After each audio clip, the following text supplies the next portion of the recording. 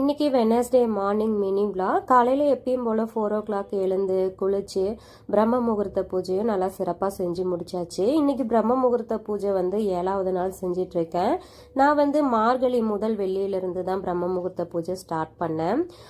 இந்த அஷ்டலட்சுமி விளக்குக்கு பக்கத்தில் 2 ஆத்ம தீப விளக்கு நான் வச்சுருக்கேன். இது நேற்று தான் டிமார்ட்டில் புதுசாக வாங்கிட்டு வந்தேன். இதுக்கு முன்னாடி மண் அகல் விளக்கில் தான் நான் தீபம் போட்டுட்டு இருந்தேன். அதில் எண்ணெய் நிறைய லீக் ஆகிட்டு இருந்தது. சரி ஓகேன்ட்டு அந்த 2 புதுசாக விளக்கு வாங்கிட்டு வந்தேன்.